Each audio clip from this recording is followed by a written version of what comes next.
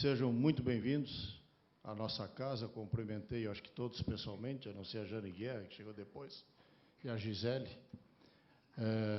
Acho que para valorizar o passe, porque foram as últimas a chegarem. Mas é muito bom podermos receber a nossa imprensa, os nossos meios de comunicação, na nossa casa, para esta tradicional coletiva de imprensa, onde nós estamos colocando a nossa visão sobre o agronegócio, sobre a agricultura gaúcha e também com pinceladas no agronegócio brasileiro, apesar de a nossa CNA já ter feito a nossa coletiva de imprensa ontem, e num cenário que também bastante preocupante. Mas como eu vou deixar para as nossas conversas e tentar sanar as dúvidas de vocês, eu já passo, então, de imediato, aqui ao conteúdo do Antônio da Luz, a palestra que os dados que o Antônio da Luz vai apresentar, e vocês vão ver que ele está um pouquinho diferente dos anos anteriores, quando nós tínhamos um foco essencialmente econômico, se não prevendo dentro da ciência econômica o futuro deste país continental. Quero reiterar que o Brasil continuará sendo um player fundamental para a solução alimentar do mundo, e eu, esse ano gastei praticamente 50 dias no exterior, entre mundo árabe, ASEAN, mais COP27 e mais os giros aqui pela América do Sul, Argentina, Paraguai e Uruguai, de colocar que realmente o Brasil é um país extremamente necessário às soluções alimentares do mundo nos dias de hoje. E dentro desse cenário que nós aqui no estado do Rio Grande do Sul, em vista de que também temos uma nova fronteira agrícola, investimos muito forte este ano, junto com todas as entidades do agro do Rio Grande do Sul, naquilo que nós convencionamos chamado Programa Duas Safras, e que evoluiu, terminou a sua primeira etapa anteontem em Vacaria. Fizemos 9 reuniões pelo estado do Rio Grande do Sul, e para compensar um pouco as nossas dificuldades da última safra do verão passado, em que tivemos uma seca e uma quebra importante, estamos colhendo possivelmente a maior safra de trigo da história do Rio Grande. O que nos entusiasma para continuarmos este programa, possivelmente num novo formato, já a partir do ano que vem, e sempre repisando com o governador que se reelegeu, para que possamos resolver as questões ambientais e possamos avançar com a irrigação tão necessária neste estado. Então, eu passo já de imediato ao Antônio da Luz, que faça as suas colocações a respeito destes temas econômicos, evidentemente. Bom, muito bom dia a todas as senhoras. Senhores, que bom revê-los pessoalmente. Embora parece que às vezes nós seguimos em ritmo de pandemia, né? Só celular e WhatsApp. Mas que bom vê-los aqui conosco. E a nossa apresentação, ela vai ser... Vocês sabem que a gente mantém um setup da nossa, não só do nosso relatório, como também da nossa apresentação, justamente para facilitar as consultas, para dar consistência ao longo do tempo, dar coerência ao longo do tempo. Mas nós entendemos que estamos vivendo um momento um pouco diferente.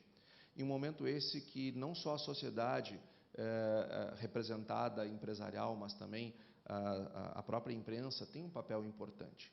Papel importante de fazer, de olharmos para as questões que envolvem o nosso crescimento e desenvolvimento econômico e termos, com isso, um olhar contributivo. E, às vezes, criticar, observar, comparar é uma forma de contribuir. Então, nós fizemos, como o presidente já anunciou, uma pequena mudança na apresentação. O relatório segue o mesmo setup. Agora, a nossa apresentação está um pouquinho diferente e vocês vão entender o porquê, porque estamos com preocupações grandes e também diferentes do que costumamos. Então, nós vamos começar, dessa vez, pelo fim, e vamos dar menos ênfase para aquilo que nós costumamos dar mais ênfase, que são as questões do agro. E vamos dar mais atenção para as questões econômicas, sobretudo aquelas nacionais. Eu quero também saudar a cada um dos meus colegas, a Daniele, o Rui, o Matheus, o Renan, saudar a Patrícia Palermo, minha colega querida.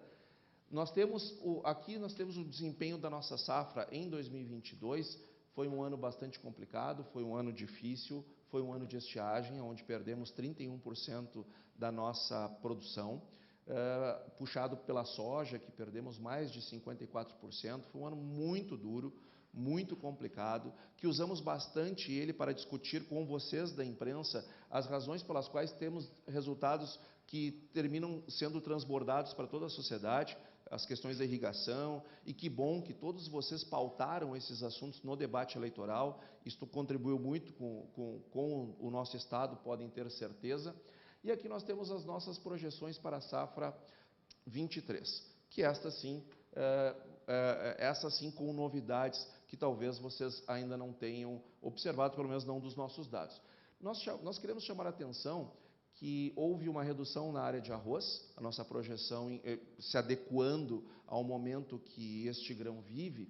Nós tivemos aumento no milho, aumento na soja, agora nós tivemos um grande aumento no trigo. E nós fizemos uma conta, o quanto está crescendo a área no verão, considerando o que cresce e o que decresce, nós vemos um valor de 159 mil hectares a mais. Entretanto, quando nós olhamos o crescimento no inverno, é quase 300 mil hectares. Ou seja, nós estamos crescendo numa área já conhecida, na nossa própria área, ocupando melhor o inverno, que, aliás, é justamente esse o principal objetivo do programa Duas Safras, que certamente o presidente, o Condorelli, enfim, falarão mais para frente. Agora, nós estamos vendo claramente uma resposta a isto. Há uma resposta ao que o mercado está apontando, e o programa nada mais faz do que também ir na direção do que o mercado está apontando.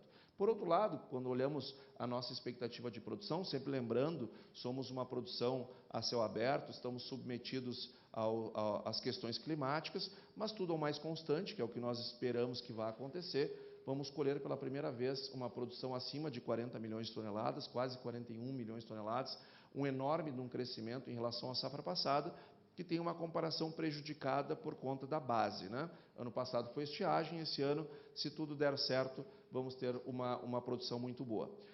Deveremos ter também um crescimento de faturamento, pouco mais de 50% nos grãos, e na pecuária de corte, na bovinocultura em particular, nós deveremos ter uma leve queda nos abates, em compensação, um aumento também do faturamento, acompanhando a inflação que teve não só nos preços recebidos, mas principalmente os de custo de produção. Se juntarmos tudo, inclusive os produtos que não estamos considerando aqui, vamos ir para cerca de 140 bilhões de reais. Essa é a nossa expectativa.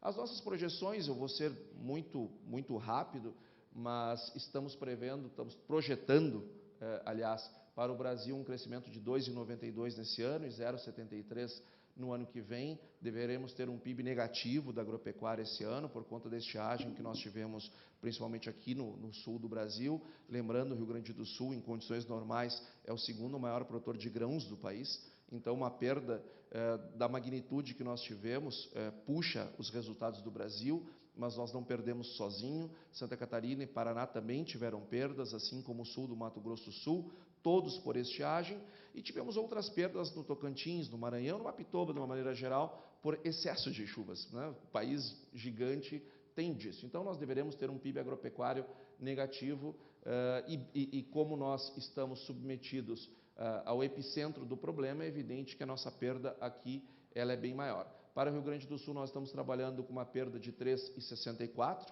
O Rio Grande do Sul teria crescido significativamente mais do que o Brasil esse ano, não fosse a nossa estiagem. E esses números eles vão ao encontro daquilo que nós já lá no início do ano prevíamos, que a seca tiraria de nós cerca de 8% do nosso PIB, e é mais ou menos isso que nós imaginamos que aconteceu ao longo do tempo. Continuamos com o mesmo pensamento. Para o ano que vem, deveremos crescer 5,86%, de novo, se o clima nos ajudar, tanto o clima que está sobre nossas cabeças, como o clima que vem de Brasília. Que, aliás, é principalmente sobre isso que nós queremos falar com vocês e trazer as nossas preocupações, dividir com vocês as nossas preocupações econômicas, pelo menos da assessoria econômica, exclusivamente econômicas, e eu quero trazer também a memória, eu quero lembrá-los de várias coisas que aconteceram na nossa história recente e que é importante, pelo bem das boas decisões no Brasil, que nós não podemos perdê-las de vista. E eu quero começar com essa indagação: por que o mercado está com medo do Lula? Em primeiro lugar, quem é o mercado? O mercado é aquele cara gordão, de smoking, cartola, que fuma charuto? Não. Isso aqui é o mercado. Nós somos o mercado. Eu sou o mercado.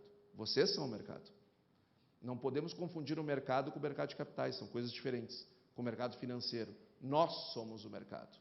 E por que o mercado está preocupado com o próximo governo Lula? E as preocupações, elas começam aqui. Depois do Plano Real, nós estabelecemos regras no Brasil que trouxeram a estabilidade econômica, que foi o que nós chamamos de tripé macroeconômico. Nós passamos a ter uma âncora fiscal criada em 1999, através da LDO de 1999. Nós passamos a ter metas de inflação por um decreto presidencial de 1999. E nós passamos a ter câmbio flutuante por um comunicado do Banco Central de 1999. 1999 foi um ano importantíssimo para a estabilidade econômica do Brasil, quando nós estabelecemos um tripé macroeconômico que nada mais faz do que seguir a ciência. Só isso. Não tem nenhuma criatividade, não tem nenhuma novidade. Ciência, velha conhecida. E nós passamos a ter sucesso com esta escolha. E nós tivemos o primeiro governo do ex-presidente Lula, que foi um governo que, se fôssemos resumir apenas as questões econômicas, eu sei que na área política, na área policial, tem bastante coisa que também nos lembra, mas não é disso. Lembrando das questões econômicas puramente. Nós tivemos a manutenção do tripé econômico. Nós tivemos na Fazenda o Palocci, que era um político, ele não era um economista, e continua não sendo. Mas ele era assessorado por economistas ortodoxos, que seguem a ciência, que não curam doença com chazinho. Ele perseguiu implacavelmente o superávit primário. Esta é uma marca do governo Lula I. Seguiu implacavelmente o superávit. E no Banco Central foi posto Henrique Meirelles, que perseguiu implacavelmente o centro da meta de inflação, ou seja, manutenção completa do tripé macroeconômico, e teve também um cenário internacional que o ajudou. Tivemos um crescimento econômico muito bom lá fora, boom de commodities, agora a sorte ajuda de quem está trabalhando. E nós estávamos no Brasil trabalhando e as coisas deram muito certo. O país cresceu bem. Só que no segundo mandato nós começamos a ter algumas mudanças importantes. O Palocci caiu por conta do mensalão, depois aquele escândalo do Francenildo, e depois o Lula escolheu para o seu lugar o Guido Mantega. O Guido Mantega, que se o meu conselho fosse um pouco mais atuante, talvez ele já teria perdido a carteirinha dele. O Guido Mantega, ele trouxe para o centro do governo uma invencionice que eles chamaram de nova matriz econômica. E nós não podemos esquecer dessas coisas. Esta invencionice, ela fazia a inversão do tripé macroeconômico. No Banco Central, Lula manteve Henrique Meirelles, que continuou perseguindo implacavelmente o centro da meta da inflação. Mas ele foi prejudicado pela dominância fiscal que vinha da política monetária, da política fiscal expansionista que vinha do Ministério da Fazenda. Teve um cenário internacional dúbio, uma parte foi boa, outra parte foi ruim, por conta da crise do subprime, e houve, pela primeira vez, a desmoralização da âncora fiscal brasileira. O nosso país não funciona sem âncora fiscal. Aliás, país nenhum do mundo funciona, mas países em desenvolvimento não funciona sem âncora fiscal. E nós tivemos a desmoralização no segundo governo do ex-presidente Lula, por conta das medidas trazidas por Guido Mantega. E esta desmoralização veio através da contabilidade criativa. Vocês falaram de contabilidade criativa muito neste período. A contabilidade criativa nada mais fazia que colocar no cálculo do superávit primário coisas que não eram do superávit primário. de modo a trazer um resultado fake do superávit. Só que a economia ela não perdoa. E tinha uma forte aprovação interna. O ex-presidente Lula saiu do palácio com a maior aprovação interna que já se viu. E aí então assumiu a ex-presidente Dilma, que passou a fazer não superávites primários fakes, passou a fazer déficit mesmo. Passamos a fazer déficits primários. Foi mantido o Guido Mantega até um ponto que não se aceitou mais a presença dele no governo, ele saiu. Lembrando que o Joaquim Levy saiu do Bradesco para assumir a Fazenda, chegou lá, deu uma olhada, assim, não, aqui não vai rolar nada, eu vou sair embora, não durou muito. E aí veio o nosso Nelson Barbosa, que é praticamente um copia e cola do Guido Mantega. No Banco Central foi colocado o Alexandre Tombini, que foi qualquer coisa menos banqueiro central. Nós tínhamos um cenário internacional de crescimento econômico e Dilma herdou uma política fiscal que colocou a inflação no topo da meta. Ou seja, nós costumamos culpar muito a Dilma, mas só que não podemos esquecer que o primeiro ano dela já bateu o teto da meta e a culpa não foi dela. Não foi ela que fez o orçamento, não foi ela que fez contabilidade criativa, ela fez foi as pedaladas, mas a contabilidade criativa não. Desprezou solenemente o sistema de metas de inflação e terminou de destruir a desmoralizada âncora fiscal quando fez aquele sistema de aportes do Tesouro Nacional. Ah, tem que gerar superávit? Não, então o que eu faço? Eu me endivido via Tesouro, passo a custo de TJLP para o BNDES e o BNDES empresta título de banana para o mercado. Isso foi equivalente, em 2015, a 8,1% do PIB. Imagina a quantidade de dinheiro que foi jogado na nossa economia. Sem âncora fiscal e sem metas de inflação, trocou o tripé macroeconômico pela nova matriz econômica na sua integridade. O que colheu? Maior depressão econômica da história do Brasil, mesmo com o mundo crescendo lá fora, inflação de 2 dígitos, déficits primários, perda do grau de investimento que foi conquistada no governo Lula. É sempre bom lembrarmos, sobretudo quem pensa que mercado prefere esse ou aquele, grau de investimento recebido no governo Lula, nós perdemos, aumento do desemprego, crise política e impeachment. Ou seja, todos nós perdemos. E vejam só, e hoje, por que eu estou trazendo tudo isto de volta? Porque quando nós olhamos o que vocês noticiam sobre as discussões da equipe de transição, parece que nós estamos vendo muito disso de volta. Existe uma crença que gasto do governo federal, quanto mais gasta, mais a economia cresce, mais impostos gera, mais empregos gera. É uma crença. É uma crença. E é crença mesmo, só isso. Não, é qualquer coisa, menos crença. Neste período da nova matriz econômica, na sua plenitude, o Brasil colocou R$1 trilhão a mais em 2015 em relação a 2010, subindo todo ano. Claro que ao todo foi muito mais que R$1 trilhão, né? Mas em 2015, em relação a 2010, em valores reais, R$1 trilhão a mais. E de 16 em diante, nós começamos a diminuir esse gasto público. Será que a economia cresceu aqui? Será que os empregos, os impostos, tudo cresceu aqui? E aqui tudo caiu? Será? Vejam só o crescimento econômico do Brasil ao longo desde que adotamos o tripé macroeconômico. O Brasil cresceu muito bem, obrigado. Com exceção da crise subprime, nós crescemos muito bem. Só que vejam, ganhamos inclusive o grau de investimento aqui, governo Lula. Por quê? Porque vínhamos de uma longa caminhada que começou lá em 99, fazendo ciência na economia. Só que depois nós tivemos a nova matriz econômica, que nos trouxe queda no PIB. Será que foi coincidência? Aí então veio o governo Temer, coisa número 1, restabelecer a âncora fiscal. Henrique Meirelles fez isso, coisa número 1, só que não mais superávit primário, teto dos gastos. Voltamos através do Ilan Goldfain, buscar o centro da meta de inflação. A economia voltou a crescer. No governo Bolsonaro também se manteve este tipo de postura. A economia voltou a crescer, exceto na pandemia. Só que eu vi uma coisa engraçada, noticiada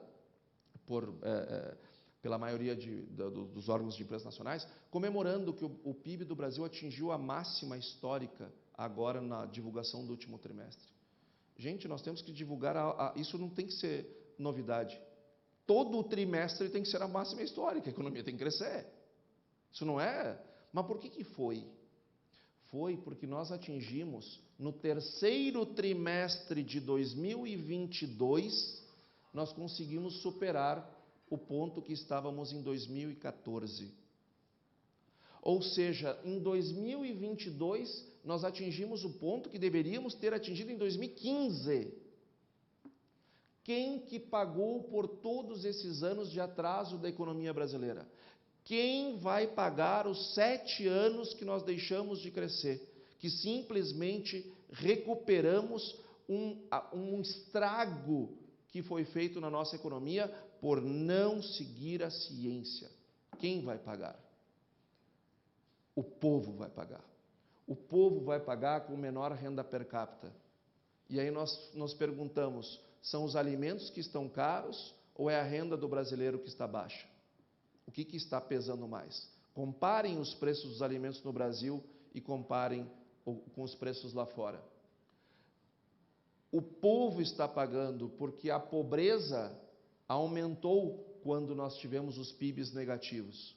Nós tivemos aumento, vejam que nós vínhamos uma trajetória de redução da pobreza, aumentamos a pobreza. O povo mais pobre está pagando. Começamos a melhorar e fazer políticas boas, âncora fiscal, teto dos gastos, metas de inflação. O que aconteceu com a pobreza? Começou a cair. E aí, claro, 2021, tivemos aquela inflação toda, a pobreza aumenta. Agora, efeitos da pandemia. O povo paga por esses 7 anos com seu emprego. Nós tivemos uma enorme perda de empregos por conta da nova matriz econômica que foi reduzindo até gerar déficit. Vejam os empregos na pandemia e vejam os empregos na nova matriz econômica. A nova matriz econômica foi infinitamente pior do que a pandemia para quem estava desempregado. E hoje nós estamos gerando um volume bastante generoso, bastante grande de empregos. E isto por conta de âncora fiscal, metas de inflação, ou seja, seguir a ciência. Vejam o desemprego no Brasil. Nova matriz econômica, o desemprego aumenta. Ah, mas gasto público não aumenta emprego? Sim, de quem trabalha no setor público, sim. Agora, nós, o povo, não. Voltamos a fazer âncora fiscal e metas de inflação, o que acontece com o desemprego? Cai. Vem a pandemia, sobe, depois ele cai de novo. Será que nós estamos diante só de coincidências? Olhando vários indicadores diferentes, todos na mesma direção, será que é coincidência? E a inflação, ela não veio ao acaso e ela não está indo embora do nada. E eu estou trazendo isso daqui por 2 razões. Primeiro, que se discutiu muito a inflação de alimentos nesses últimos tempos, e segundo, porque a MMT, ou a nova, entre aspas, teoria monetária, tem algumas crenças que precisam, desde agora, nós começarmos a discuti-las. E vocês vão ouvir cada vez mais sobre isso. Vejam o que aconteceu com o aumento da base monetária no mundo, ou com alguns países no mundo. Olha o que aconteceu no Brasil na pandemia, o que aconteceu nos Estados Unidos, o que aconteceu na Inglaterra, na França. Eu podia encher aqui esse quadro desses casos. No mundo inteiro se jogou pilhas de dinheiro na economia no período da pandemia, porque atuar com medidas anticíclicas é algo correto. Tem que salvar o tecido econômico, tem que salvar, senão leva 50 anos depois para recuperar, e não é metafórico, é 50 anos mesmo. Tem que salvar o tecido econômico. Mas desde o imperador Diocleciano, 300 anos depois de Cristo, nós sabemos que isso aqui tem um efeito colateral, inflação. Ou seja, mais de 1.700 anos, a gente sabe que isso daqui gera inflação. No Brasil não foi pouca coisa, foi quase 38% o aumento da expansão da base monetária. E como é que o governo fez isso? Através de política monetária mais frouxa, é verdade, mas também através de auxílio emergencial, o BEM, Pronamp, auxílios a estados e municípios. Ao todo, em 2 anos, nós jogamos quase 592 bilhões de reais na economia e que gerou todos esses desdobramentos. Quando nós olhamos uma PEC de 200, não tem como nós não lembrarmos disto daqui. A inflação subiu, como acontece desde Imperador Diocleciano, 300 anos depois de Cristo. Primeiro no atacado, aí nós olhamos a inflação de preços ao produtor do IBGE, não produtor rural, produtor de uma maneira geral. Vejam que nós atingimos o pico em junho de 21, 37% quase. O IGPM, que também é do atacado, em maio de 21, 37%. A Selic tinha começado a aumentar em março. A inflação no atacado é muito mais sensível às políticas monetárias do governo. Começou a desinflacionar a partir dos meses seguintes, mas só que nós sabemos que a inflação no atacado está sempre grávida da inflação do consumidor. Há uma enorme de uma pressão para repassar preço, só que até o ponto que o consumidor diz, se tu me aumentar mais 1 centavo, eu vou comprar menos. E aí tem que fazer a conta se vale a pena aumentar preço ou diminuir margem. Por que nós estamos dizendo isso? Porque tem gente que acredita que a inflação é uma invenção do empresário. Ah, não, empresário para ganhar mais dinheiro. Não, não é. A inflação ao consumidor atingiu seu pico em abril de 22 e não de 21. E foi um pico bem menor do que no atacado. Ou seja, os empresários tiveram que apertar as suas margens. E por que nós tivemos a inflação, seu pico em abril? Porque as decisões do Copom levam mais ou menos 9 meses, em condições normais, para serem integralizadas na economia. Isto é por isso que o Banco Central chama horizonte relevante das expectativas. Por que o Banco Central tem o boletim Focus? Para olhar o horizonte relevante, um ano na frente. Porque as decisões que ele tem que tomar hoje vão fazer efeitos daqui a um ano. Na economia tudo tem defasagem. E não teve outra. Um pouco mais de um ano depois, nós começamos a ter desinflação por conta da elevação da taxa de juros. Aumento do gasto público gera inflação e nós sabemos isso desde o Imperador Diocleciano, 300 anos depois de Cristo. E veja o que está acontecendo com a Selic e com o IPCA. IPCA sobe, Selic sobe. A IPCA começa a cair, Selic começa a cair. IPCA começa a aumentar, Selic tem que aumentar. O que acontece com o IPCA? Cai. Ou seja, caiu agora o IPCA, está encomendada a queda da Selic. A queda da Selic, em condições normais, deveria pelo menos cair a partir do segundo trimestre do ano que vem. Só que o boletim Focus do Banco Central está começando a reposicionar suas expectativas. No verde, o dia seguinte da eleição, o amarelo, a última leitura. O que está se imaginando? Manutenção de juros mais elevados ou uma queda menor da Selic para o ano que vem e inclusive para os anos seguintes. Porque o mercado sabe, gasto público, aliás, o mercado não, os economistas, a ciência sabe que aumento de gastos públicos sem o devido equilíbrio macroeconômico com a oferta, demanda agregada e oferta agregada, vai gerar inflação. E se vai gerar inflação, vai ter que aumentar juros. E quem paga tudo isso? O povo brasileiro. Vejam o que aconteceu com o nosso superávit. Passamos a ter superávites fakes aqui e depois aqui nem fakes, né? Passamos a ter uma depressão, uns déficits primários enormes. Vejam que desde que voltou o Henrique Meirelles, começamos a ter déficits decrescentes. E certamente faríamos superávit aqui em 2020 se não fosse a pandemia. E essa era a expectativa do relatório Focus à época. E vamos fazer o superávit primário depois de um longo inverno fazendo déficit. Já ano que vem, voltamos para os déficits. E vejam que o mercado está bem generoso, achando que depois, não é uma vez só, depois as coisas melhoram. Vamos ver, tomara que sim. O fato que quando nós fazemos déficits primários, nós aumentamos a dívida. A dívida do mercado, a dívida dos banqueiros, não a nossa dívida mesmo, nós brasileiros. Nós passamos a aumentar a dívida no Brasil ao longo dos tempos. Mas vejam que essa inclinação aqui é baixa. É baixa. À medida que o PIB vai subindo, eu vou mantendo estável a dívida PIB. O problema é que aqui nós mudamos completamente de inclinação. por causa da nova matriz econômica, por causa daquelas crenças. E passamos a nos endividar bem mais, atingindo o pico na pandemia, e agora aos poucos nós estamos reduzindo. Vejam a relação dívida-PIB e a nossa relação dívida-PIB, como ela estava estável, e depois da nova matriz ela passou a ser crescente. E quando nós aumentamos a nossa dívida, nós aumentamos a necessidade de financiamento do setor público, que é quanto o governo vai ter que pegar com o setor privado para girar para o serviço da sua dívida. Nós, antes da nova matriz econômica, nós pagávamos ali 130, 180, nunca 200 bilhões de reais de juros. Nós passamos a pagar 528.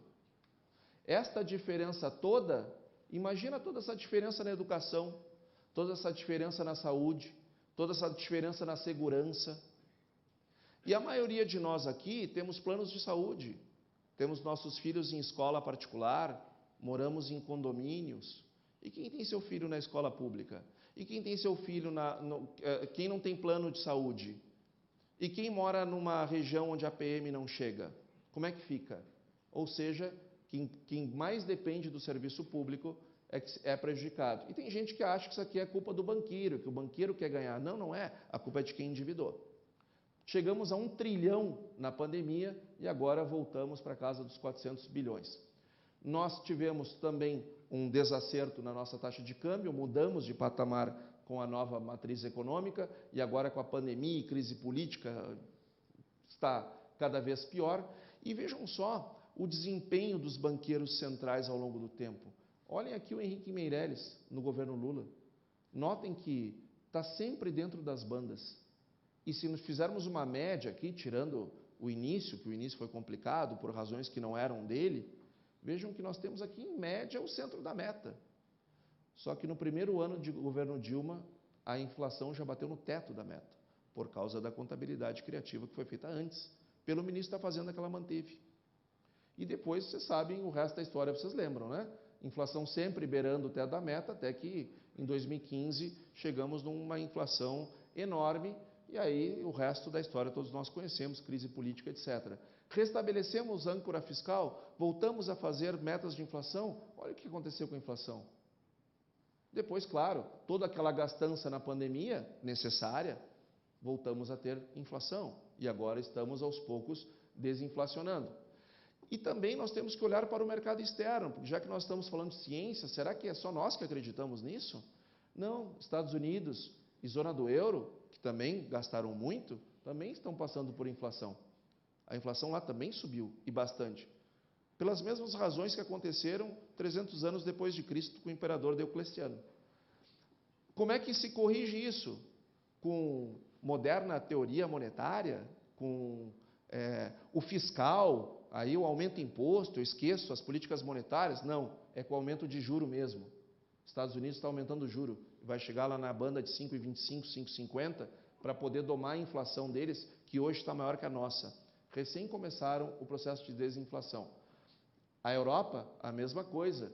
Começou tarde a aumentar os juros ainda estão muito baixos, a inflação continua subindo. Vão levar mais tempo para domar a inflação. Isto daqui é ciência. Inflação se resolve desse jeito. O mundo inteiro faz isso. E o mundo desenvolvido não usa o seu país de laboratório e muito menos o seu povo de ratinho. O mundo inteiro está aumentando os juros, com exceção da China e do Japão por razões distintas. Uma porque fez Covid-0 e o Japão é o Japão. E a nossa grande dúvida é a seguinte: quem é o Lula 3? Quem é o Lula 3?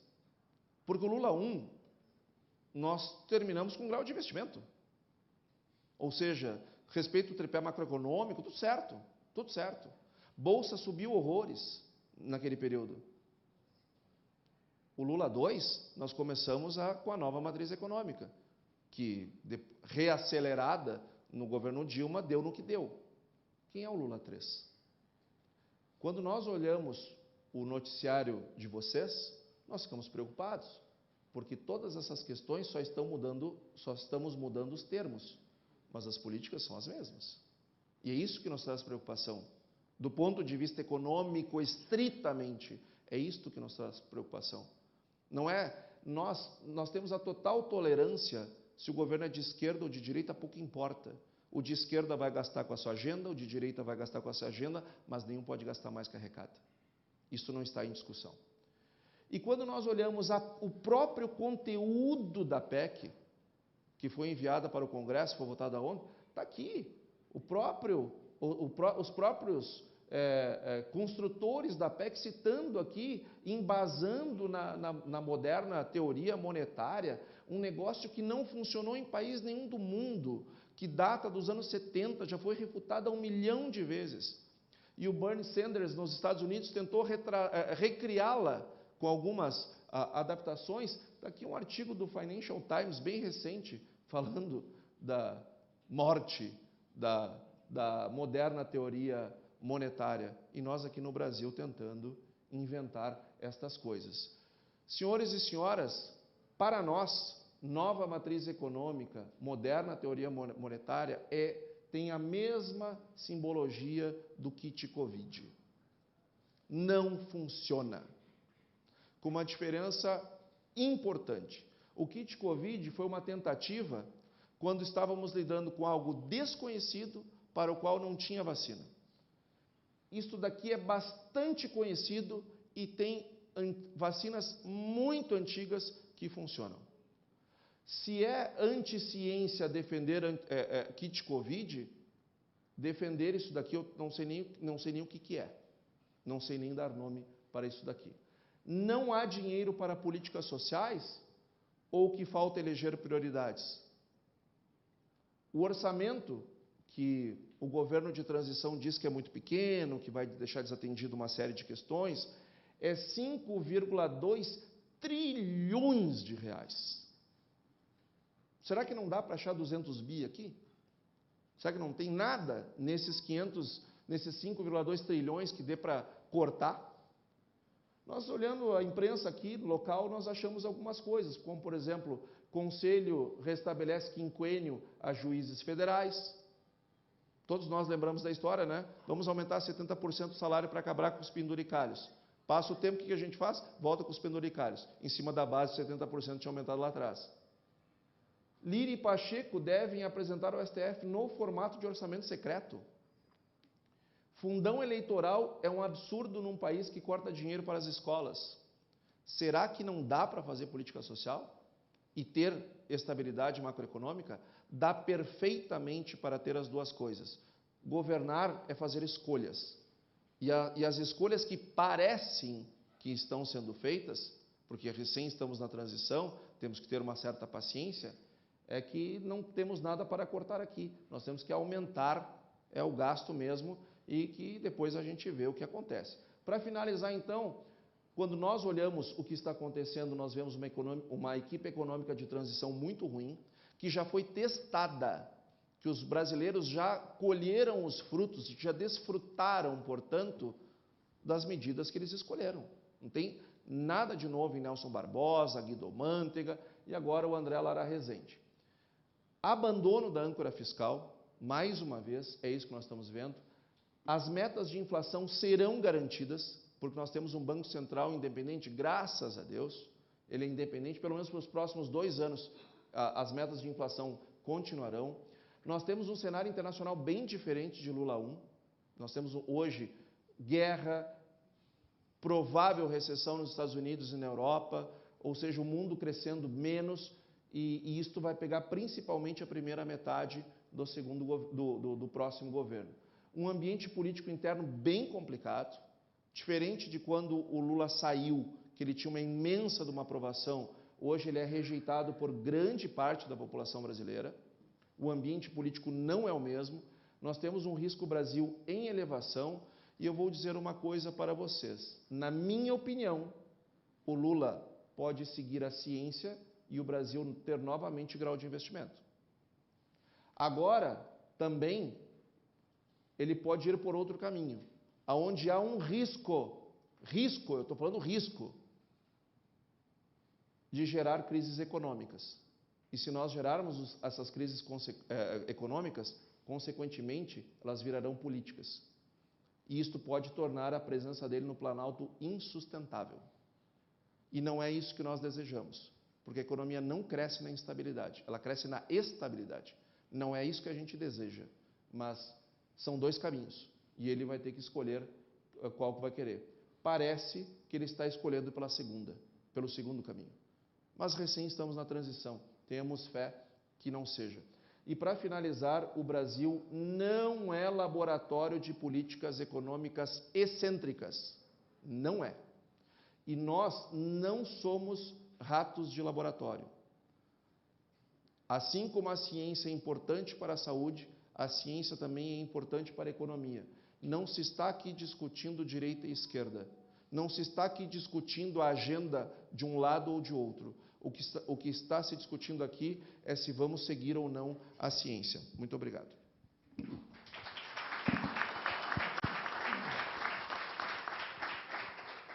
Obrigado, economista Antônio da Luz. Quero cumprimentar a Patrícia Palermo também, economista da FEComércio, que está aqui conosco. Sempre nessa conjugação de esforço. Eu quero que vocês depois saiam ali e que já esperem cada um dos que temos aqui na sala com um diploma de economia. Porque realmente tivemos uma aula de economia e o porquê que o nosso setor está tão inquieto e tão preocupado com o futuro do nosso país. Porque, na realidade, nós todos somos brasileiros, nós vivemos nesta pátria, e eu tenho orgulho de ser brasileiro quando eu saio lá fora e vejo quanto o nosso setor econômico do agronegócio é fundamental, não só para 1 bilhão de pessoas, mais os 200 milhões que vivem aqui dentro. Portanto, possivelmente nós estejamos produzindo alimentos para 1,5 bilhão de pessoas neste mundo. Claro que temos problemas muito graves e muito sérios, e que os brasileiros mesmos contribuem para a seriedade desse problema, que são as questões europeias, e ontem saíram regulamentações em cima do agronegócio brasileiro, que nos preocupam profundamente, porque achamos que o pano de fundo, e para mim na COP27 isto ficou absolutamente claro, o pano de fundo é estritamente, melhor dito, comercial. Porque ao criar barreiras ao Brasil, que está com o crescimento do seu agronegócio, e que é o setor, para o orgulho nosso de produtores rurais, o setor econômico mais importante do país, é onde o país é player no mundo inteiro, ele está preocupando, sim, outras nações do mundo pela falta de competitividade de outros em relação à nossa competitividade no mercado internacional. Agora, quando vemos um cenário interno, eu digo que quando brasileiros é que contribuem para com isso, é porque quando a Europa cria regras contra a agricultura nacional, contra alguma parte do mundo, onde eu colocaria a Malásia está inserida nesse contexto, porque também eles cresceram muito em cima do óleo de palma, em cima de florestas naturais, lá na Malásia, possivelmente Vietnã, alguns países assim, mas de menor importância, que não tem o significado que tem a economia brasileira, a economia do agronegócio brasileiro perante o mundo. Então, estas coisas estão sendo criadas e apoiadas por brasileiros. E quando nós vimos, neste cenário, a partir do dia 1º de janeiro, que independente do cenário econômico, vem junto com uma composição ideológica contrária aos interesses da agricultura brasileira, ao crescimento do agronegócio brasileiro, e quando eu coloco o agronegócio brasileiro, para nós, produtor rural, não tem tamanho, isso é um slogan da Federação da Agricultura, para nós pode ser micro, pequeno, médio ou grande, porque o que existe é uma inter-relação da atividade econômica em que um setor, um agricultor, depende do outro. Basta dizermos que, possivelmente, o nosso produto mais competitivo no mercado internacional é o frango, disparado longe do segundo. Ele está praticamente nas gôndolas dos supermercados do mundo, chegando sob a forma de marcas brasileiras, que nós não temos presença de marcas brasileiras nas gôndolas dos supermercados. O frango é a primeira marca, lá encontramos Seara, Perdigão, que é Perdix, encontramos Sadia, e quando nós encontramos uma marca desconhecida, e eu tive a oportunidade de ver isso em Singapura, uma indústria daqui de Lajeado, que ela não tem uma marca Seara Perdigão, mas ele botou bem grande, Made in Brasil. porque é sinônimo de qualidade, e isso incomoda muitas partes do mundo. Então, criam-se regras e tentam exportar regras. O pior é que, quando nós viemos numa composição ideológica que se misturam por interesses, no fundo, financeiros, quando é apoiado por brasileiros, e isso ficou muito claro na COP27, quando nós tínhamos 3 Brasis lá dentro, é que nós vemos o quanto o nosso país poderá passar a penar a partir do dia 1º de janeiro de 2023. Esta é a nossa grande pressão, porque além de virem essas componentes de mercado, ainda vêm as componentes daquilo que para nós, da agricultura em qualquer tamanho, é calcanhar de Aquiles, que é o direito de propriedade. Quando o direito de propriedade é relativizado, os investimentos retrocedem. E hoje nós não podemos pensar numa agricultura, do tamanho da agricultura brasileira, que usa tecnologia de ponta, e que vocês todos são testemunhas, quando vão na nossa Expo Direto Cotrijal, e quando vão na nossa Expo Inter, o que está sendo vendido lá dentro? E os bilhões, nós já falamos casa de bilhões, e o Antônio sempre diz com muita qualidade, o produtor rural investe no estado do Rio Grande do Sul, num ano, o que o governo do estado leva 10 anos para investir, porque eu não consigo hoje subir numa colheitadeira de menos de 3 milhões de reais. Uma plantadeira, as plantadeiras de última geração estão chegando a 2 milhões de reais. Isto é necessário, porque se o agricultor quiser se manter na atividade, ele tem que ter capacidade de investimento, sim, porque o investimento é muito alto. E a tecnologia está aí, e cada vez temos mais tecnologia para continuar desenvolvendo cada vez mais a qualidade daquilo que estamos fazendo. E nós somos avassaladores pelo mundo. Agora temos que ter segurança jurídica, que não temos neste país. Estou aberto às perguntas de vocês. Nós aqui da mesa, está aqui o nosso diretor financeiro, está o nosso diretor administrativo, nosso superintendente do Senar, aqui está a nossa equipe interna da casa, Marcelo Camardelli, das questões ambientais, que deverão vir fortemente agregadas no próximo governo, problemas muito sérios teremos nesta área, Luiz Fernando Pires, assessor do presidente, Fábio Avancini Rodrigues, a última aquisição da Farsul, professor José Fernando Piva Lobato, que vai atuar fortemente na área de pecuária de corte aqui no estado do Rio Grande do Sul, e lá no fundo toda a equipe econômica lá na torcida, pelo chefe deles, que é o Antônio da Luz. Portanto, senhores e senhoras, antes de receber o diploma de economia, nós vamos satisfazer as curiosidades de vocês. Muito obrigado. Pessoal, vou só pedir para vocês se registrarem para fazer perguntas, e no momento da pergunta, nome e veículo, por favor. O Alex Soares foi o primeiro que está fazendo pergunta pelo Zoom.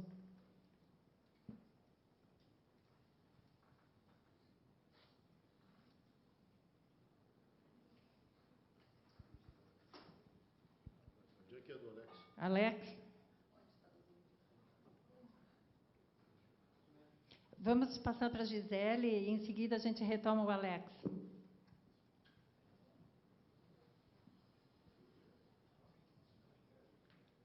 Olá.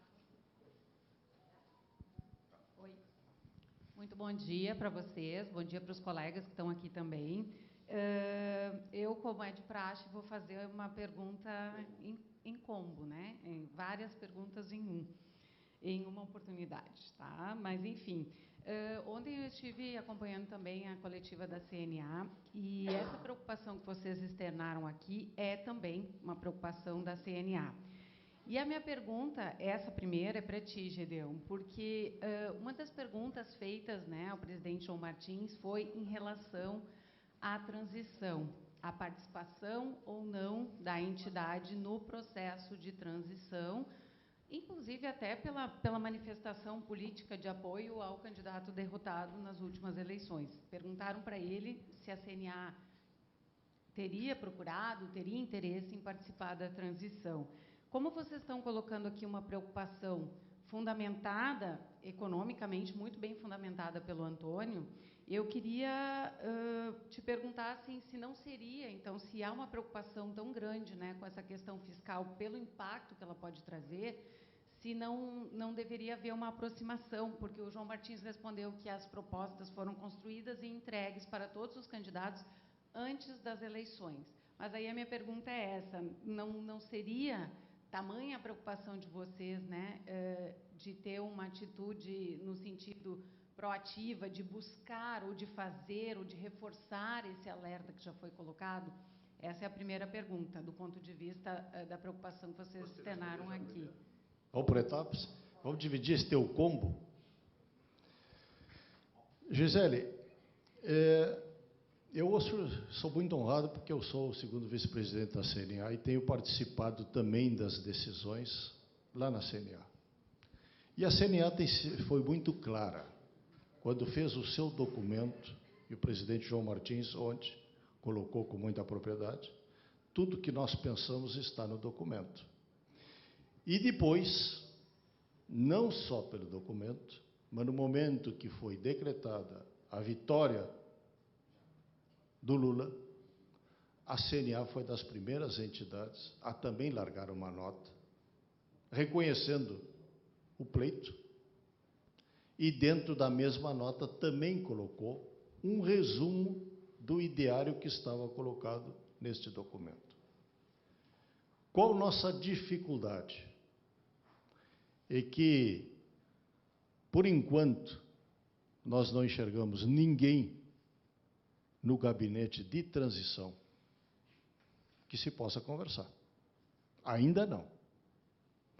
Possivelmente depois que saibamos quem será ministro da Agricultura, quem será ministro do Meio Ambiente, o que vão fazer dos ministérios? Vão extrapolar, explodir o número de ministérios no Brasil? Mais estruturas para gastar recursos desse orçamento que eles acham pequeno, de 5,2 trilhões de reais? E se me colocarem o STED de ministro da Agricultura?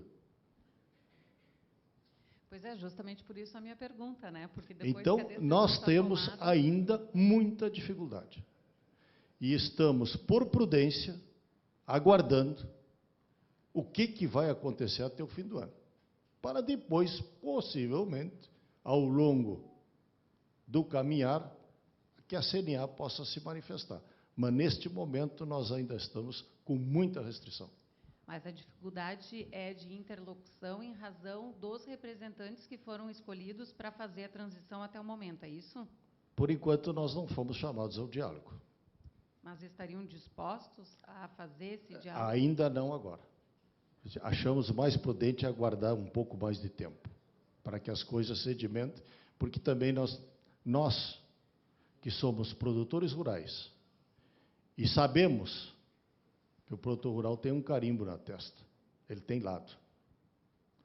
Quando nós temos um país inteiro, embora a grande imprensa não publique, ou publique muito pouco, ainda temos muita gente na rua, a CNA não se sente à vontade, sabendo que a boa parte desse povo que está lá na rua pertence ao setor.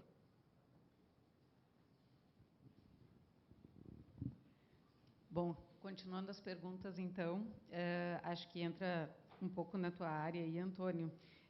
Com relação ao cenário internacional, também com base aí no que se falou um pouco ontem, do contexto global, né, de que as maiores economias deverão desacelerar, né, portanto, a gente vai ter ainda um cenário de crescimento limitado, né, e entre as grandes economias a gente tem o principal destino das exportações do agronegócio brasileiro e gaúcho. Queria que tu comentasse um pouquinho, né, como lidar com esse cenário, né, em razão da China provavelmente ter uma demanda inferior em razão desse contexto econômico, né, economia, ciência, como tu mesmo colocaste. E aí vou aproveitar, a outra pergunta desse crescimento previsto para o PIB da agropecuária do Rio Grande do Sul, que é 59%, né? Depois de uma queda de 53%, se eu não estou equivocada. O quanto é recuperação e o quanto é crescimento real, e como vocês estão embutindo, uma pergunta que eu já fiz ontem, tá? Mas como vocês estão embutindo o risco climático nessa conta? Porque não está chovendo, né? Eu vou começar pelo fim, que é a mais fácil. Nós não temos como embutir risco climático.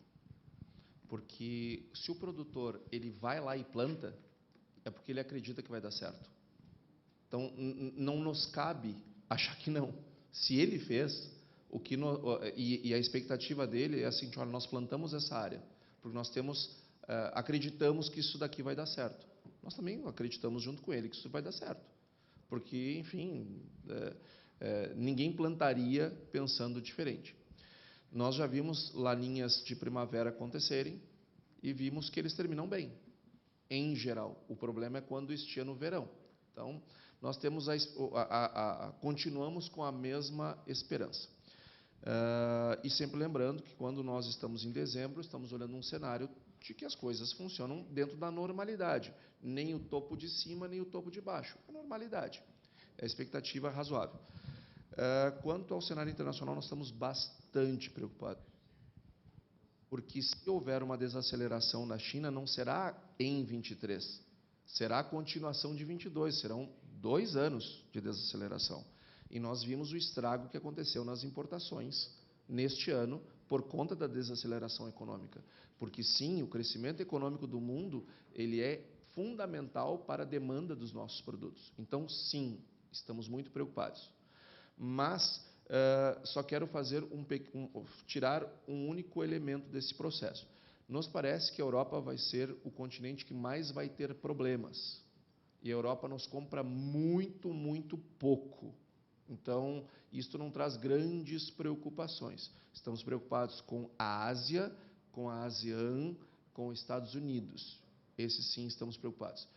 E para finalizar esse ponto, a China, ela também tem um sinal positivo, que é possivelmente o fim da política de Covid-0, que foi o que trouxe toda essa desaceleração. Então, nos parece que a economia chinesa ela está descolada da europeia e da americana. Todos passando por problemas, mas por problemas diferentes. A razão do baixo crescimento chinês e, consequentemente, irradiando isso principalmente para a Ásia, é a política de Covid-0. Então, no momento que eles tiram a política de Covid-0, as coisas tendem a deslanchar. Então, nós acreditamos que nós vamos ter um ano bom, ano que vem, de exportação, em comparação a este, por conta desta mudança na política chinesa. Alex, pode retomar, por favor? Vamos ver se está chegando bem meu som agora. Chega? Chega. Bom dia aí a todos, bom dia, presidente. Em nome do senhor, nossa saudação a todos os diretores, a equipe econômica. Presidente, eu gostaria que o senhor fizesse um balanço aí, já que nós tivemos essa semana a conclusão aí dos encontros regionais do Duas Safras. Eu gostaria que o senhor fizesse uma avaliação do que foi esse ano desse programa, falar um pouquinho desse programa e o legado que ele deixa e já fazer uma projeção para a segunda etapa desse programa no ano que vem. Parabéns pelo teu troféu hoje, Alex Soares, que tu estará levando à noite em Camaquã. Mas realmente o programa Duas Safras ele é um programa bastante transformador para o estado do Rio Grande do Sul. A nossa proposta é que se nós conseguirmos atingir 40% daquilo que está proposto, nós vamos mexer com 32 bilhões de PIB no estado do Rio Grande do Sul. E a grande inovação, principalmente, está acontecendo na metade sul. E se tu vistes aí na colocação do Antônio da Luz,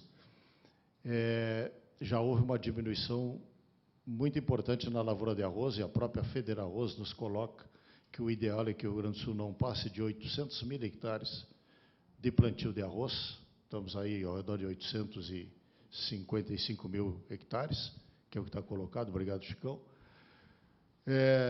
Mas nós levamos uma proposta nova ao ourizicultor, e por isso que isto já começou a acontecer, que é a possibilidade do plantio de milho suco camalhão.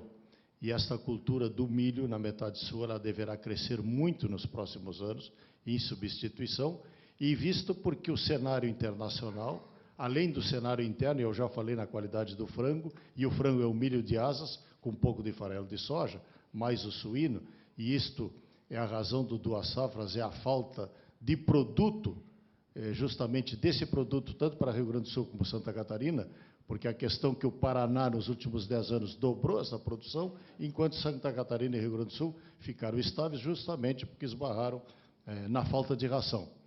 E realmente nós temos que desenvolver estas culturas aqui no estado do Rio Grande do Sul, porque a logística do Brasil Central é uma logística exportadora. E o Antônio tem nos demonstrado que a China aumentou já a importação de milho, enquanto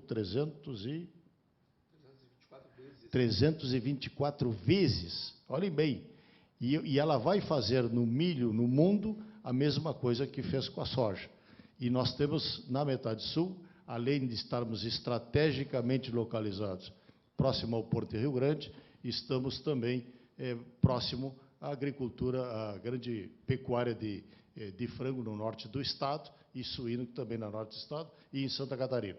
Portanto, esta é a grande dimensão. Já tivemos um resultado, que eu não saberia dizer quanto é que nós influenciamos, mas estamos colhendo a maior safra de trigo da história do Rio Grande, neste ano, e já com uma projeção de um plantio de mais 300 ou 400 mil hectares para o ano que vem. Então, as coisas começaram a caminhar, porque, na realidade, o que nós fizemos, juntamente com todas as entidades do agro, foi criar esta onda para que o produtor, pelo menos, fique esperto. Olha, temos alternativas novas, possibilidades novas de mercado, e foi isso que o Duas Safra fez até agora, e o ano que vem ele prosseguirá, possivelmente por um formato diferenciado deste ano, mas, de qualquer maneira, nós estaremos avançando ainda em 2023. O Jurandir, por favor. A Patrícia já está alcançando aí o microfone. Bom dia, presidente, bom dia, os integrantes da mesa. Jurandir Soares, Rádio Guaíba, Correio do Povo. O senhor falou da COP27, a sua constatação das ações que estão sendo desenvolvidas contra o agronegócio brasileiro. E o que a gente percebe é justamente isso, que uma fixação da condição para comprar quando há uma preservação do meio ambiente. E a imagem que passa lá fora é de que o Brasil não preserva o meio ambiente e que o produtor está avançando na Amazônia para produzir, destruindo a mata, etc. e tal. Há uma estratégia que está sendo elaborada para ser desenvolvida no sentido de tentar mudar essa imagem no cenário internacional? Perfeito. Nós temos um programa, aliás, temos 2 programas na CNA, e um deles era para ser levado semana passada, aliás, era para estar chegando hoje de Santa Catarina, com os embaixadores e adidos agrícolas das embaixadas presentes no Brasil, de levarmos do nosso ambiente para atestarmos e mostrarmos a qualidade daquilo que nós estamos fazendo. Foi suspensa Santa Catarina porque caiu um dilúvio lá semana passada, até problema de trafegabilidade, nós tivemos que suspender o programa. Mas o último programa foi feito no Mato Grosso, nós já tivemos aqui no Rio Grande do Sul, porque realmente, se nós olharmos o Brasil hoje, o Brasil é o país que tem a melhor matriz energética do mundo. A Europa está pintando o carvão de verde, e a usina nuclear também de verde agora, passou a ser verde para eles. Para nós, não. Olha bem, a nossa matriz energética é basicamente de hidrelétricas. Vamos ser claros, qual é o mundo, os lugares do mundo que pode fazer hidrelétrica são poucos. Muito desenvolvimento na eólica e muito desenvolvimento na energia solar. No tanque de gasolina do automóvel, nós temos a tecnologia do etanol. Quem tem etanol no mundo? Somos poucos. Então, nós temos uma matriz energética limpa. A nossa agricultura tem um código florestal que ele é absolutamente restritivo. Está aqui o Marcelo Camardelli, está aqui o Eduardo Conorelli, vive diuturnamente brigando com estas questões para que nós possamos avançar dentro da regulamentação legal que existe no país. E se nós olharmos essa agricultura brasileira, e isto é claro, basta, e são poucos brasileiros que conhecem o seu Brasil, não nas capitais, por dentro. Eu me considero um deles, que conhece, não que desconhece. Aí, quando nós vamos às propriedades, principalmente do estado mais agrícola do Brasil, que é o Mato Grosso, nós vamos lá ver a APP no lugar da APP, vamos ver a reserva legal no lugar da reserva legal, e o resto a agricultura preservacionista. Inclusive, a nossa agricultura, ela pode se candidatar ao mundo, que é um mercado que vai surgir, que é o mercado de carbono, ele vai acontecer, isto vai acontecer, é inegável, isto não dá para negar, ele vai acontecer, e o Brasil pode ser um forte candidato, sim. Agora, a imagem que criaram, e que possivelmente a partir do dia 2 de janeiro não vai ter mais nenhum incêndio na Amazônia, é bem provável, por uma questão ideológica, denegriu a imagem agrícola brasileira no exterior. Agora, quem a conhece por dentro, vê que isso não é assim. Agora nós temos dois blocos e dois pensamentos no mundo diferentes. O pensamento europeu, que são povos ricos, que vive lá mais ou menos 1 bilhão de pessoas, criando regras e exportando regras. Inclusive as regras, e há que tomar cuidado às empresas brasileiras e multinacionais do Brasil, que assinaram um tratado faz bem pouco, se não vão descumprir a regra brasileira, a lei brasileira, porque a lei brasileira permite desmatamento, inclusive na Amazônia. O Código Florestal brasileiro permite desmatar 20% da Amazônia. Gostemos ou não, mas é lei. Como permite desmatar 75%, 65% e até mais, 80% do cerrado brasileiro. De repente, eles vêm com desmatamento zero, estarão ferindo uma legislação brasileira. Vamos seguir uma regulamentação, uma legislação europeia ou do nosso país? É uma questão de soberania de país, inclusive. E nós vemos um outro bloco, que é justamente a Ásia, e que lá vivem mais de 5 bilhões de pessoas, e com crescimentos econômicos vigorosos, vários países da Ásia, que vivem 700 milhões de pessoas, e não têm território. Eles estão com um crescimento de 5%, 6%, 7% ao ano. Assim como estava o crescimento chinês, que agora caiu um pouco, mas já estão flexibilizando o lockdown por pressão interna, a China logo ali volta a crescer. E quando esses povos estão crescendo, eles não estão preocupados com as questões ambientais, eles estão preocupados primeiro com segurança alimentar. Isso os embaixadores, eles têm diretamente nos colocado esse tema. Então, o Brasil tem que estar preocupado com a Ásia, não com a Europa. Porque se nós estamos cumprindo o nosso Código Florestal, temos uma agricultura preservacionista, inclusive a tecnologia de plantio direto foi criada e desenvolvida neste país e está sendo exercitada, pelo menos 50% da agricultura brasileira hoje faz plantio direto, e isso aí nos dá uma imagem altamente positiva, porque os outros não fazem, a Europa não faz, os Estados Unidos não faz, diga de passagem, então nós temos algo que realmente respeita o meio ambiente, e temos um produto de qualidade oriundo disso aí. Agora, o que nós vemos no fundo disso aí é uma questão ideológica, e na COP ficou muito claro. Mas nós temos como mostrar isso lá fora? É o esforço que nós estamos fazendo através das nossas embaixadas, porque justamente a Ásia, se ela não está preocupada e ela é o meu grande cliente, eu já tenho que me preocupar menos com a Ásia, obviamente, porque eles não fazem esse tipo de questionamento. Então, lá fica mais fácil. A minha questão é a Europa, são os regulamentos europeus. E os Estados Unidos, ele está aí mais ou menos nessa carona, porque o americano, ele tem uma visão de processo interessante. Ele não nos enxerga como um competidor, ele nos enxerga como um aliado, porque nós fomos uma parte da solução dos grandes estoques de alimentos que Estados Unidos e Europa, principalmente Estados Unidos, faziam no passado. Depois que o Brasil entrou no cenário, a humanidade passou a comer da mão para a boca. Ou seja, porque o hemisfério norte dos Estados Unidos faz a safra numa época do ano, quando eles plantam, nós colhemos, e quando nós colhemos, eles plantam. Então, nós não chegamos a competir, quando tem espaço de mercado para os dois. Então, os Estados Unidos nos enxergam um pouco diferente, tanto é que, inclusive, vem várias missões deles nos visitar, inclusive, para ver, porque, na realidade, uma particularidade que tem o Cerrado brasileiro, e é só o Cerrado brasileiro, que nós conseguimos produzir até 3 safras no mesmo hectare por ano. Enquanto o hemisfério norte consegue apenas produzir uma safra, nós conseguimos até 3. Então, a nossa competitividade natural, evidentemente, porque nós temos um agricultor, porque se nós não tivéssemos gente de qualidade, ficava lá o Cerrado atirado, a Amazônia atirada, seja no que for. Agora, evidentemente, que nós temos que coibir o avanço ilegal em cima da floresta amazônica. A CNA está plenamente de acordo, inclusive desenvolvendo programas internos nossos para salvar a floresta. Guilherme, a Paty já vai passar o microfone ali. Ah, foi. Monopólio da Guaíba agora. Senhores, boa tarde. Insegurança foi uma palavra dita, acho que pelo presidente, talvez pelo Antônio também, E a minha dúvida é saber se, nesse momento, existe uma preocupação maior do ponto de vista de insegurança, porque ela pode vir, como veio, famílias que tinham a sua propriedade por gerações, de uma hora para outra, viram bater na porta um burocrata do governo federal que dizia que aquilo era área quilombola e, né, tudo foi por água abaixo. Pode vir pela questão ambiental também, insegurança.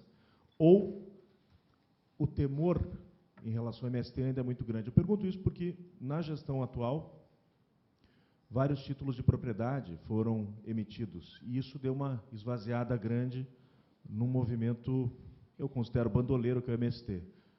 Dá para estabelecer um grau de temor nesse momento em relação ao que se avizinha? A insegurança pode vir mais de um lado ou de outro, ou a gente tem que ficar atento a tudo? Guilherme, nós tememos profundamente pela insegurança jurídica no nosso país e a insegurança jurídica que vivemos hoje. Já estamos vivendo. Já estamos vivendo. E, evidentemente, que para nós, o direito de propriedade é calcanhar de Aquiles da atividade. Não existe no mundo inteiro, não existe nenhum país do mundo que invista na agricultura se não tem o direito de propriedade garantido. E, evidentemente, que a ideologia de esquerda, ela não sabe lidar com isso aí. Ela tem dificuldade de lidar com a propriedade privada, que é o motor econômico em qualquer atividade, no mundo inteiro. Se você dizer, não, mas a China é comunista, eu diria hoje, pelo que eu conheço de China, que a China é um híbrido de comunismo com um capitalismo selvagem.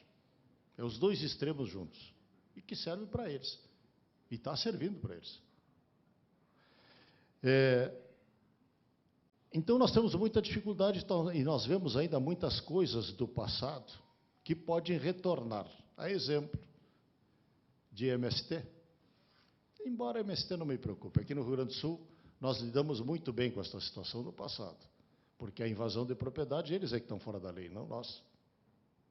Agora, claro, quando tu tem uma insegurança que emana, e aí está o Nestor lá no fundo do STF, através de determinações estapafúrdias, em flexibilizar o direito de propriedade e dizer que até o invasor não é o esbulho possessório, e que tu tem que reunir comissões para retirar o invasor, óbvio que isto aí assusta.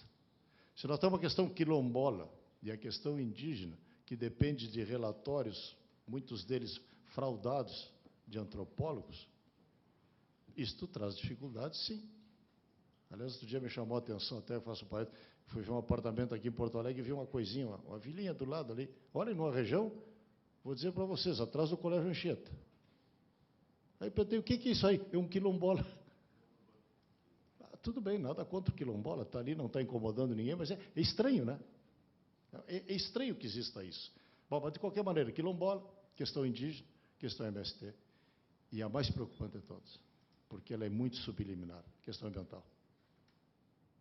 Porque a burocracia, em cima das liberações das licenças ambientais, é extrema, é muito difícil.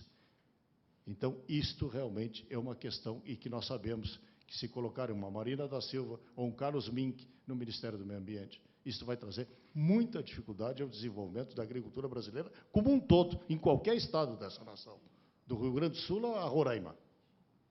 Isto, sim, nos preocupa. E quando estas interpretações jurídicas são dúbias, isso traz uma insegurança jurídica muito no campo. Tanto é que, neste momento, nós já estamos com várias suspensões de pedidos de máquinas agrícolas e indústrias no Rio Grande do Sul. E não vamos esquecer que 60% da indústria de máquina agrícola do país sai daqui do estado do Rio Grande. E já temos cancelamentos de vários pedidos em função da insegurança que está se desenhando no horizonte.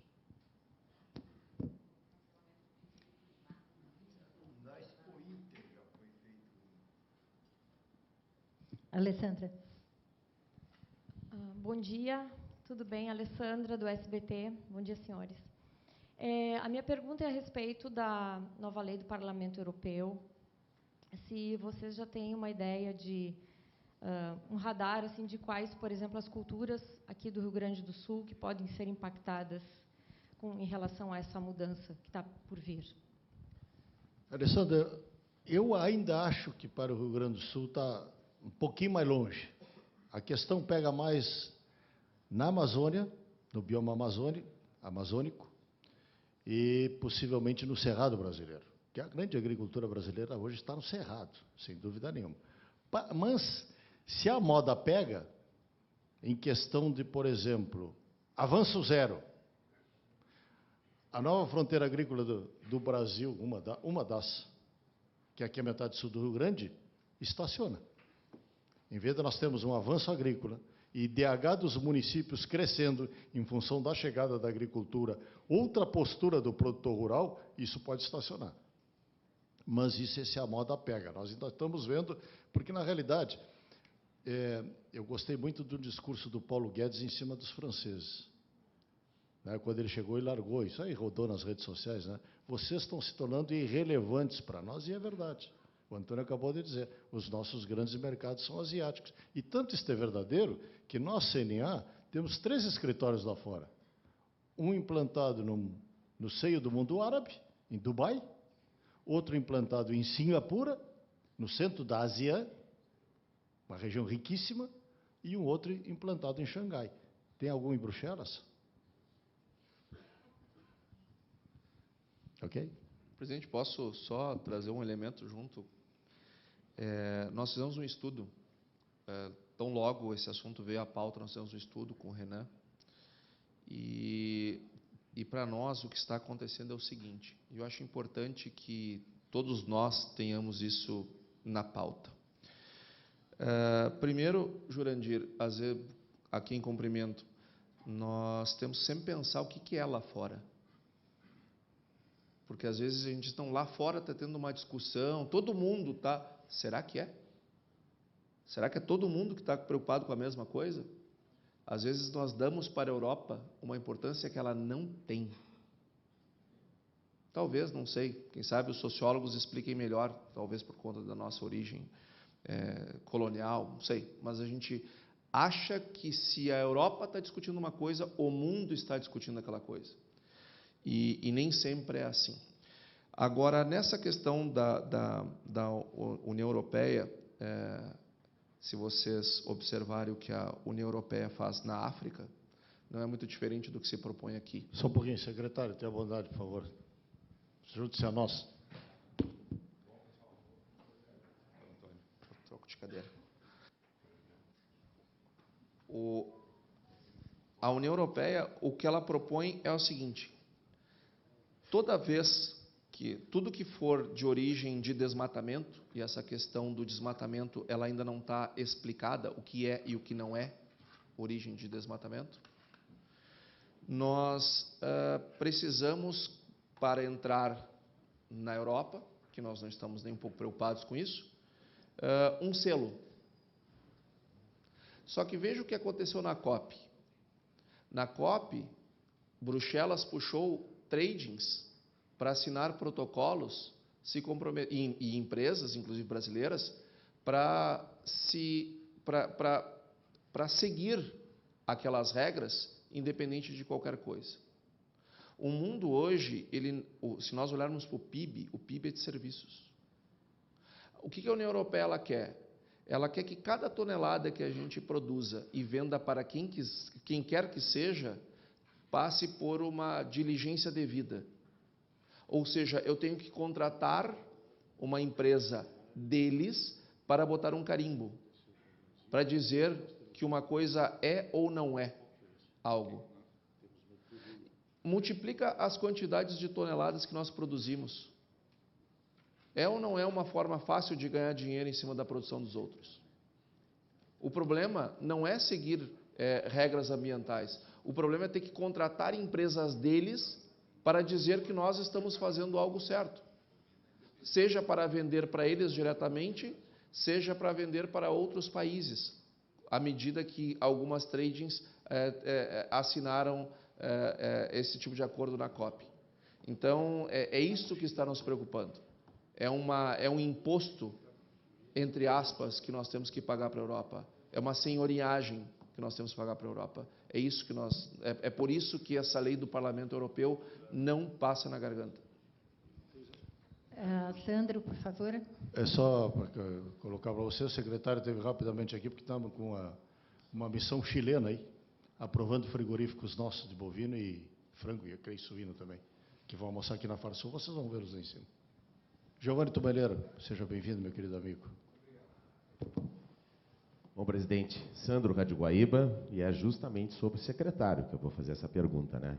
Há pouco o senhor disse, como vice-presidente da CNA, que a confederação, ela hoje não participa do processo de transição do governo federal, e agora eu questiono, transporto esse questionamento feito pela Gisele aqui, a nossa realidade. A Farsul conversa, nesse momento, com o novo governo Eduardo Leite, indica nomes, nós temos o atual secretário que é da Farsul, e nessa mesma toada, o questionamento a respeito de um dos temas mais debatidos esse ano, que foi a questão da irrigação. O que se avançou nesse ano, não é? E o que nós podemos projetar para o ano que vem, inclusive diante das limitações? Eu sei que houve um diálogo maior com o Ministério Público, mas gostaria de saber em que pé está essa questão tão importante, né, diante de mais um Laninha que estamos vivenciando aí. Obrigado, Sandro. Evidentemente que nós temos um cenário absolutamente diferente, Estado e Brasil. E aqui no Estado do Rio Grande do Sul, nós sempre tivemos um diálogo muito bom com os governos, os últimos. E com o Eduardo Leite não será diferente, porque já foi. Nós tivemos um diálogo aberto, franco, honesto, porque o governo Eduardo Leite teve o apoio da Federação da Agricultura. Ele tem um pensamento liberal, como tem o nosso setor, pelo enxugamento do tamanho do Estado. Por tudo isso, por toda essa aula de economia que nós levamos hoje, a Patrícia Palermo deve me ajudar lá no fundo, que nós só vamos ter resultado econômico, desenvolvimento social das pessoas, da empregabilidade, se nós tivermos uma diminuição do tamanho do Estado. E já tem resultados excelentes do governo Eduardo Leite, em termos desse enxugamento do tamanho do Estado, tanto é que teve reflexo na economia gaúcha, e não foi só o dinheiro da pandemia, não, que o governo parou de parcelar o salário dos funcionários, porque do jeito que está, quando nós temos um gigantismo de Estado, fica todo mundo satisfeito, porque é nós que não conseguimos pagar mais carga tributária, e as pessoas que estão penduradas no Estado recebendo seu salário parcelado. É ruim para todo mundo, vamos ser claros. Então, o que tem que fazer? Tem que diminuir o tamanho do Estado, privatizações, para que sobre dinheiro para investimentos, porque tem certas coisas que precisam investimento de Estado. Por exemplo, logística. Aliás, logística não, infraestrutura. Isso é investimento estatal. Ou tu pode privatizar uma parte, mas uma grande parte tu não consegue privatizar. Então tem que ser o Estado, tem que fazer. Talvez até saúde, educação, tu privatize e faz, terceiriza. Né?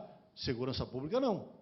Então, tem funções de Estado que o Estado tem que estar presente, outras são desnecessárias. Até porque, quando tu cria muita empresa estatal, o que aconteceu?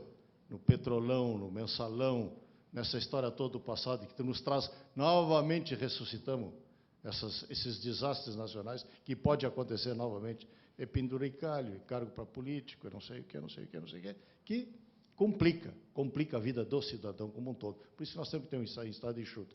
Quando o Estado diminui de tamanho, ele cresce. E aconteceu isso no Estado do Rio Grande do Sul, no governo Eduardo Leite.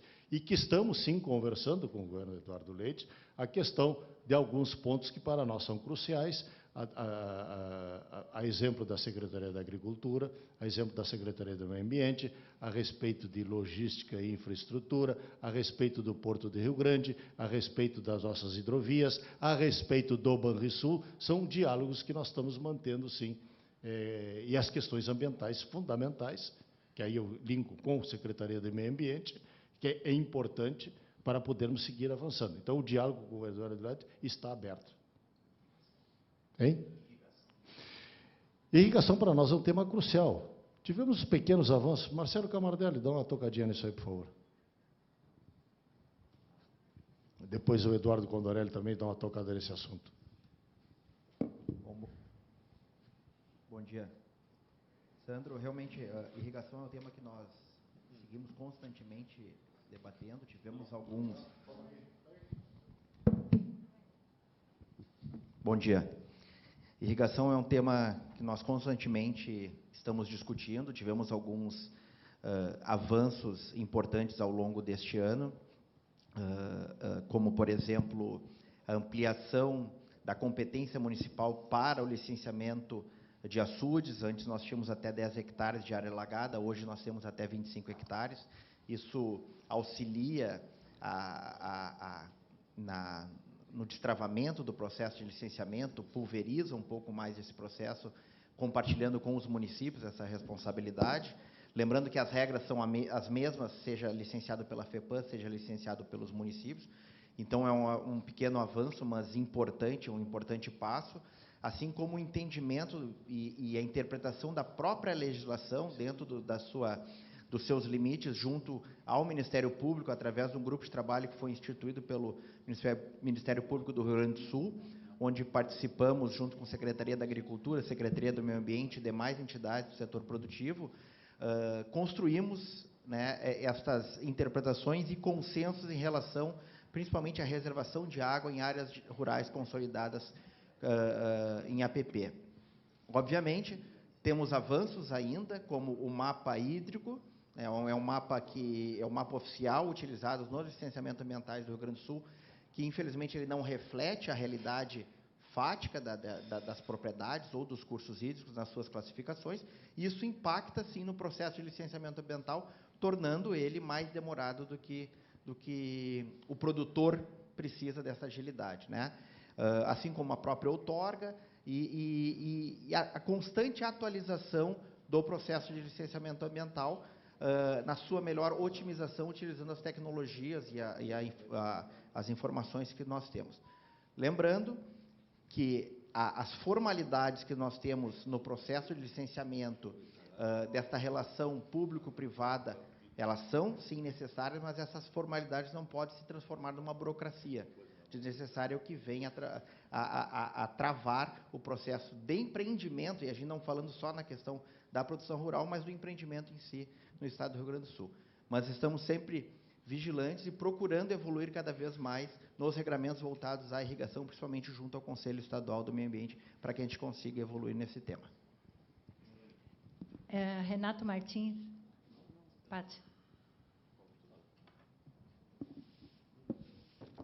Bom dia, boa tarde. Levantei aqui, presidente, porque a minha estatura não me favorece muito. Estou aqui atrás da nossa segurança jurídica. Bom dia, boa tarde a todos. Eu estou na RDC TV e tenho também a minha plataforma de notícias, que é a Rede Atitude Positiva. Há 5 anos, nós vamos fazer 5 anos agora, em 2023, tentamos dar só boas notícias no jornalismo. E temos conseguido. E a agricultura, o agronegócio, de maneira geral, é prodigioso em boas notícias. E a minha pergunta vai nesse sentido, presidente.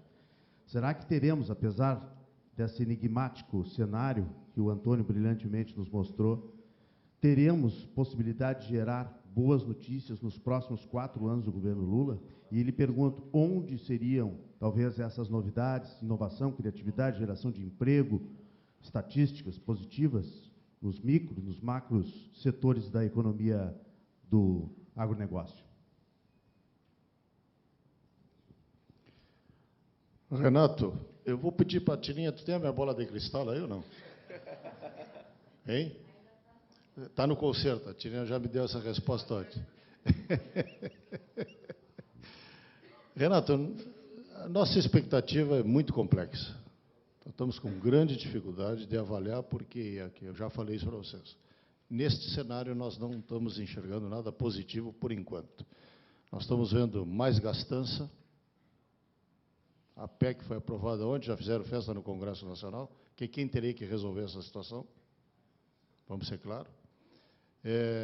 Mais gastança e a ciência econômica está sendo contrariada. Foi demonstrado a todos nós aqui o que a ciência diz.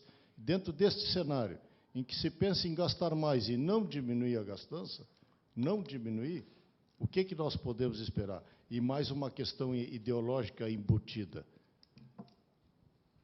Se nós tivéssemos o Lula 1, eu até estaria batendo palmas, porque lá eu vivi esta parte do governo, o Brasil continuou crescendo, o agronegócio continuou crescendo, e, inclusive, muitas coisas estabelecidas lá naquela época persistem até hoje. Exemplo do financiamento de máquina agrícola, que naquela época do Lula era 5 anos o FINAME, e passou para 10. Coisas boas, nós aplaudimos. E aplaudiremos sempre as coisas boas. Mas dentro desse cenário que está colocado aí, do Lula 3, o Antônio colocou com muita qualidade. Então, nós estamos extremamente preocupados com o futuro do nosso país, porque nós queremos ver um Brasília crescendo, independente de governo. Nós temos que ter o país, porque nós vivemos nele. É o barco, eu não quero que o barco que eu estou dentro quero que afunde. Aí eu tenho que sair a nadar. Hã? Então, essa é a grande dificuldade que nós estamos. Nós não estamos vendo o cenário, nem sequer ameno. Nós não estamos vendo esse cenário ainda. Vamos ver.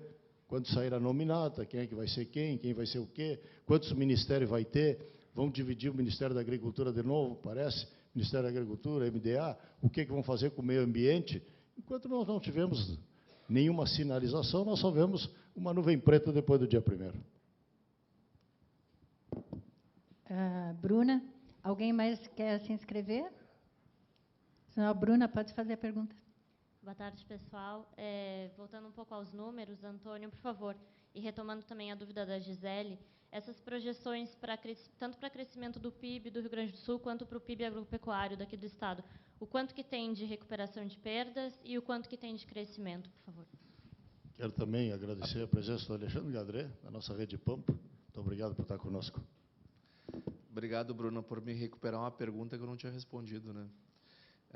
Sim, nós deveremos ter um crescimento, tá, real. O que nós estamos e onde é que nós estamos vendo essa maior parte? Porque, veja, nós estamos comparando um ano que, se Deus quiser, vai ser muito bom, com um ano que, infelizmente, foi muito ruim. Fica difícil saber o que é recuperação e o que é crescimento real. Para onde a gente olha para responder essa pergunta? Para a área. Porque a área é plantada independente do que está acontecendo em cima dela. Nós temos um crescimento de área. E esse crescimento de área ele está acontecendo também no verão, mas é bem menor, principalmente no inverno. Ou seja, é produzir mais o ano todo, que é justamente o slogan do programa Duas Safras. É isso que nós estamos enxergando acontecer. Então, nós vamos ter um crescimento, sim. E se vocês prestarem atenção ali nos números do crescimento, trigo está crescendo em cima de trigo. E lá na apresentação, nós temos um dado que não está no relatório, mas depois a gente vai disponibilizar, o que está crescendo no verão, o que está crescendo no inverno. Então, claramente, nós estamos vendo um crescimento real que a diferença se percebe pela área, né? Mantendo produtividade constante, a diferença vai vir pela área. E um outro ponto importante da tua pergunta, que eu também não respondi, porque a Gisele faz essas perguntas combo e a gente depois não consegue lembrar de todas. A questão do milho. Como é que eu convenço um produtor que está indo para o 3º ano com problema climático a plantar milho? Então, vocês citaram a questão climática, no sentido se isso está nas contas ou não. O que nós temos discutido no Duas Safras, com todas as entidades que lá compõem? O milho ele vai ter que migrar para a metade sul do estado. O presidente já falou isso. E, em parte disto, é porque lá eu consigo fazer uma irrigação em cima de uma área que está sendo diminuída para ajustar o mercado, que é do arroz, mas que eu tenho toda uma estrutura de irrigação. Mas fazer irrigação, fazer milho na várzea é impossível. Sim, soja também era impossível fazer na várzea. Hoje é uma realidade. É uma questão só de tempo, ciência, tecnologia e adaptação. A curva de aprendizado. E o Duas Safras tem ajudado muito nesse contexto, de tentar ajudar esses produtores da metade sul a experimentarem novas tecnologias, que funciona no laboratório, funciona no canteiro, a gente precisa ver se funciona em larga escala. Os primeiros sinais disso que nós estamos vendo são muito positivos. Então, nós deveremos ver esse milho cada vez migrar mais, o seu crescimento, não a produção, mas o crescimento da produção de milho, nós apostamos que ela vai acontecer cada vez mais na metade sul do estado. Mais alguma pergunta? O Tiago Copete. Está vindo. Boa tarde, bom dia. Eu gostaria de verificar qual a avaliação de vocês sobre a questão de fertilizantes, que este ano teve impacto em função de guerra também, né, Rússia e Ucrânia, perspectivas de demanda para 2023 e também preços, o que se pode esperar? Nós fizemos um relatório recentemente sobre este assunto para a circulação interna, e que nós observamos que nós fizemos uma importação muito grande de fertilizantes no primeiro semestre, e no segundo semestre estamos com importações bem menores, porque sobrou produto. Havia um temor de que faltasse, e não faltou. E não faltou produto. Mas também não faltou por acaso, né? Houve todo um trabalho nesse sentido, principalmente pela ministra Tereza Cristina, que trouxe novos fornecedores, como Estados Unidos e Canadá. O fato é que depois ficou sobrando produto e nós até exportamos fertilizante de volta. Então, se diminuiu muito essas importações. O que está acontecendo? Nós estamos num momento de baixa liquidez. Nesse momento, não se está comprando produto. Quem tinha que usar para a safra 23 de verão já comprou, e quem precisa usar na safrinha, a maioria dos produtores ainda não compraram. Então, nós estamos vendo o nitrogênio estável já há uns 4 meses, e nós estamos vendo o potássio e o fósforo em queda livre. Só que logo ali na frente nós vamos ver a demanda da safrinha brasileira e da safra americana. Então, nos parece que estamos num momento interessante de fazer compra de fertilizantes. Os preços caíram bastante, nem perto do que eram no passado, nem perto, mas nós temos que entender que esse é o novo patamar. E que nos parece, em virtude da redução das importações que aconteceram, em algum momento o mercado vai ficar ajustado. E na hora que esse mercado ficar ajustado, nós vamos ter uma forte demanda para safrinhas, forte demanda no hemisfério norte, e isso pode trazer uma nova elevação dos preços.